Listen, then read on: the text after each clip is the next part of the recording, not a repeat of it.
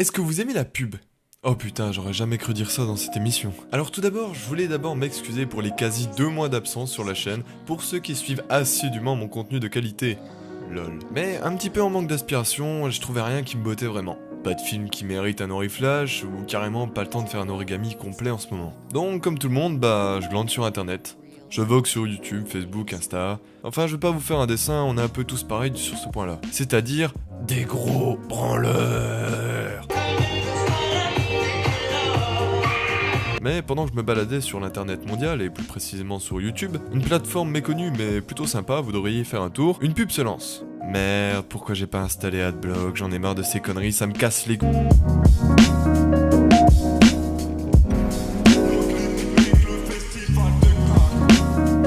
Alors là, j'étais moyennement prêt. Pourtant, je suis un gros fan des pubs, ça me fait rire. Souvent créatif, avec le léger soupçon de manipulation qui fait rire l'analyste à la con que je suis.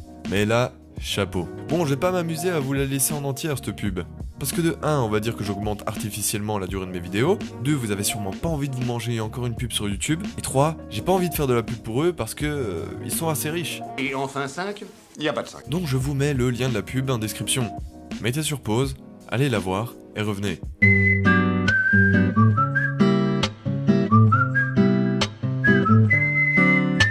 Bon, alors on commence simplement avec notre protagoniste que nous appellerons Camille, parce que je trouve que ça lui va bien. Donc Camille est dans le métro, on dirait un épisode de Martine, comment ça sonne. On peut voir tout de suite que c'est gris.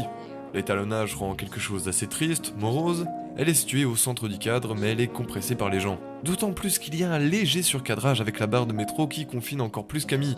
Plan suivant, c'est pas mieux. La nuit, la pluie, mouvement rapide et le tonnerre. Suivi par un autre confinement dans l'ascenseur. Les claustrophobes doivent être ravis. Bon, déjà de quoi bader pour une pub, mais ceci installe bien le contexte, pour contraster avec la suite que vous allez voir. Camille arrive dans son appart déjà un peu plus chaud et on s'y sent mieux. Elle peut s'y déplacer et on a quand même beaucoup plus d'espace. Premier point que la pub arrive à mettre en valeur. Et Camille commence à parler à quelqu'un qui s'appelle Siri. Hey Siri, play me something I'd like. Bon, vous avez compris d'où la pub vient. On a vite compris que c'était un Google Home qui peut faire écouter de la musique. La suite de la pub est déjà bien annoncée. Avec une montée du rythme, plusieurs plans se succédant et Camille commence à bouger le verre, créant un balancement naissant. De plus, la musique est passée de intra à extra-diégétique, ce qui signifie que la musique venait d'abord de l'appareil, maintenant la musique est extérieure de l'histoire, ce qui favorise le basculement de la situation. Et c'est là que le délire commence, tout se distord, les murs, les meubles, tout se déforme pour donner un effet bug assez irréel et une sensation de couleur et de musique. Tiens, ça me fait penser à quelque chose. Je vous mets une petite fiche si vous l'avez pas vu. De plus, tout est en lien avec la musique, le rythme, l'humeur, sublimé par Camille dansant incroyablement bien.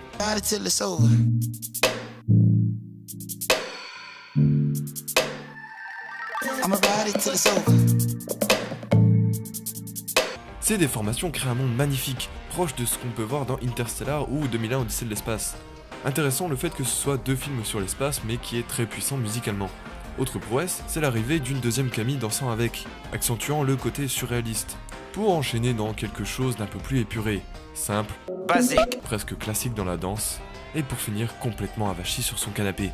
Puis, le produit, le nom, terriblement efficace. Efficace pour plusieurs raisons. Tout d'abord, le plus simple à comprendre est le message principal. Regardez notre produit, il vous apporte une joie de vivre dans votre vie morose. Haha. Bien que si on a un peu de jugeote, on se dit que c'est la musique et non l'appareil en soi qui nous rend heureux. Mais une autre raison, peut-être plus subtile, mais beaucoup plus intéressante, est la mise en scène. Comme je vous disais au début, Camille est comprimée, étouffée par cette vie, cet environnement. On voit la vie extérieure comme dure et grise. Or, une fois chez elle, tout bascule. Les couleurs explosent, les déplacements sont fluides, et elle gagne de l'espace de jeu. Et c'est là que c'est fort. Au-delà de simplement montrer que le produit rend heureux, il nous donne de l'espace, du déplacement, de la couleur, de la lumière, et même de la compagnie. Bon, petite pause, je vais pas m'étendre sur une branlette intellectuelle, mais je vois le double de Camille comme étant la représentation de Siri. Ainsi, double voire triple message. Siri ne vous fait plus sentir seul, il vous apporte une compagnie. Et pas n'importe laquelle, il vous apporte votre double, car Siri vous connaît mieux que quiconque et vous aide au quotidien. C'est tout du moins le message qu'ils essaient de passer. Hey Siri, play me something I'd like.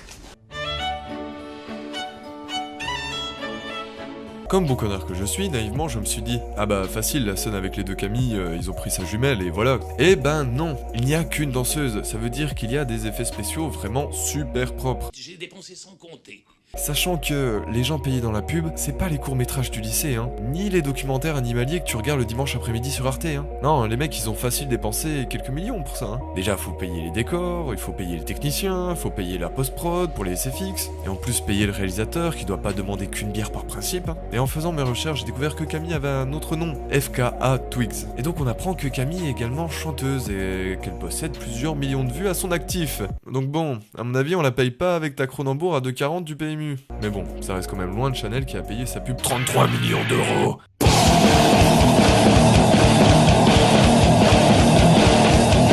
Mais je m'égare. Mais dans cette pub, Apple fait comprendre qu'il connaît vos attentes et saura vous aider tous les jours. Car il est comme vous et veut votre bien. Et votre thune au passage, mais... Bref. Apple est fier de cette pub et on a fait un making-of. Et quelle aura été ma surprise quand j'ai vu qui était aux commandes? Vous avez une idée? Et si on comparait quelques visuels? Alors, profondeur de champ, check. Image léchée, check. Ambiance chaude, check. Gros plan et déplacement de caméra portée, check. Oh putain, c'est lui. Eh ouais, Apple a en effet embauché Spike Jonze, le réalisateur de Her. Donc oui, je confirme, on va pas la pâter avec quelques bières du Carrefour. Et c'était très bien joué car je pense pas qu'on avait meilleur choix de scénario avec lui. Bien qu'il y ait pas grand chose à voir avec la longueur, le synopsis pouvait être assez similaire. Un personnage seul dans une vie morose trouve du réconfort dans une intelligence artificielle qui l'aide au quotidien et à se sentir mieux. Alors quand c'est dans un film qui soulève beaucoup de questions avec une fin assez ambiguë, je veux bien. Mais quand c'est du marketing et qu'on s'arrête juste à l'idée que l'IA au quotidien c'est super bien, bah c'est un peu pute. C'est un peu pute dans le sens où c'est de la pub.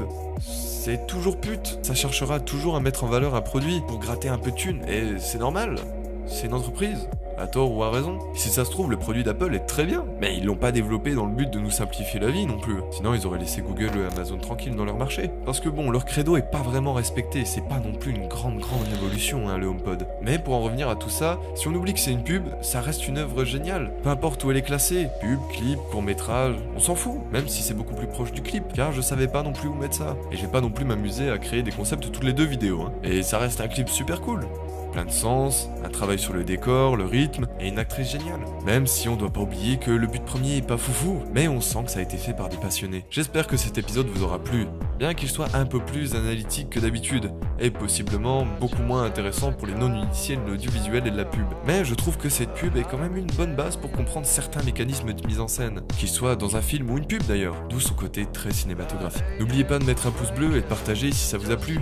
Et le petit commentaire, ça fait toujours plaisir. Sur ce, je vous laisse et n'oubliez pas que si vous ennuyez, prenez une feuille et faites un origami.